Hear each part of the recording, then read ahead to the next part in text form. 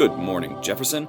Let's deal with paraphrasing today. And after all these years, I finally decided to read the Harry Potter series. And as I opened the first book, Harry Potter and the Sorcerer's Stone, I loved the first two sentences. They are on your screen right now. We'll read them, and then I'll show you how to take them and totally paraphrase them into something else.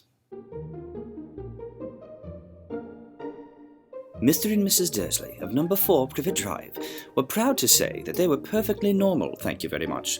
They were the last people you'd expect to be involved in anything strange or mysterious because they just didn't hold with such nonsense. I hope that was efficiently British for you. When most of us think we're doing a paraphrase, here is what we do. Mr. and Mrs. Dursley of Privet Drive, number 24. So I took these two phrases and I just changed their places, but I kept the same words. We're happy to speak instead of we're proud to say that they were perfectly ordinary instead of perfectly normal, instead of thank you very much, you're welcome very much, which doesn't make a lot of sense, but we do that stuff all the time.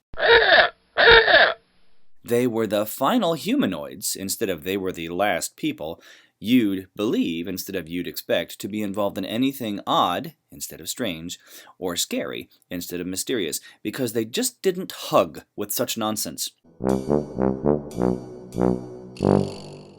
Excuse me, what? Hug with such nonsense? Guess what we did? We clicked on the word hold, and then we went to tools, and then we went to thesaurus, and we found that hug was another meaning for hold. Does it make sense in this sentence? No. Do we do it anyway? All the time.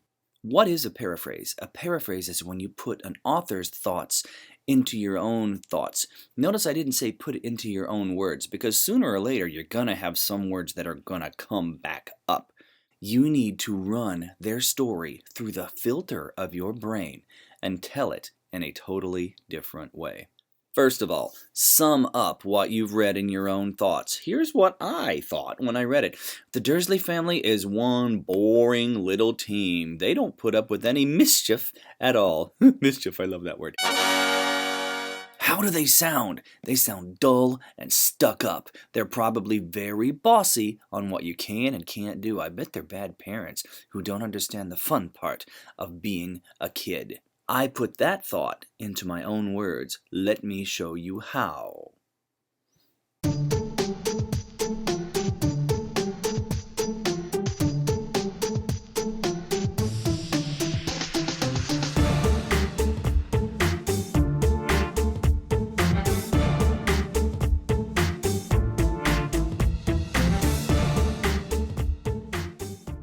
When I paraphrase the original piece, I put the original writing away. I take it out of my line of sight, so I'm not even looking at it. If you're in Word, the easiest way to do that is just to hit return a million times until you're on a different page. You could do something really radical as well, like pull out a notebook and use a thing called a pencil and handwrite it. I'm looking at how I summed up the thought, and that's what I'm gonna write from. Nothing interesting ever happens at the Dursley household. God knows we've tried to have fun, but Mother and Father just won't allow it. They say children should be seen and not heard. We couldn't disagree more. Snooty, British, like the first one. But I've written it from a viewpoint of one of the kids who says they're really upset about the way Mom and Dad raises them. Why did I do that? Because of what I wrote right here.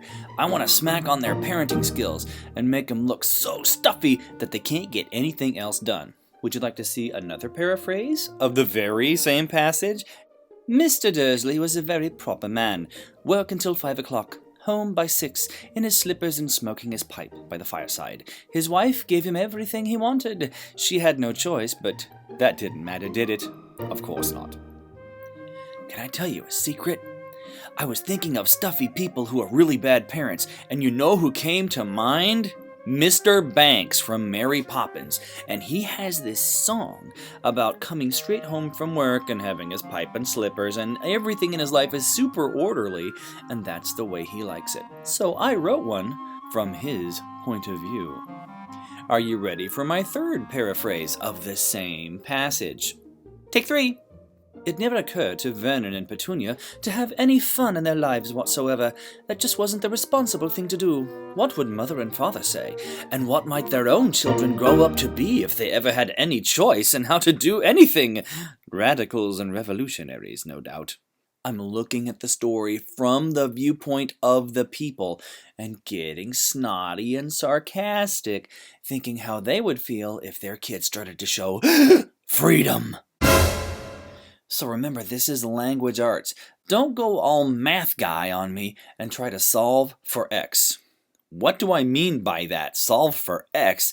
Don't ask yourself, what's another word for X? Because if you do, here's what will happen. What's another word for proud?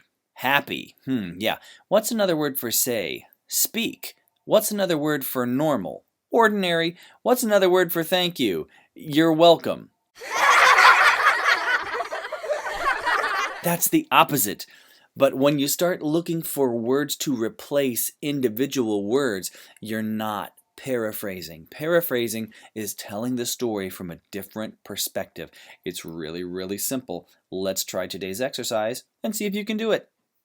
P.S. You can.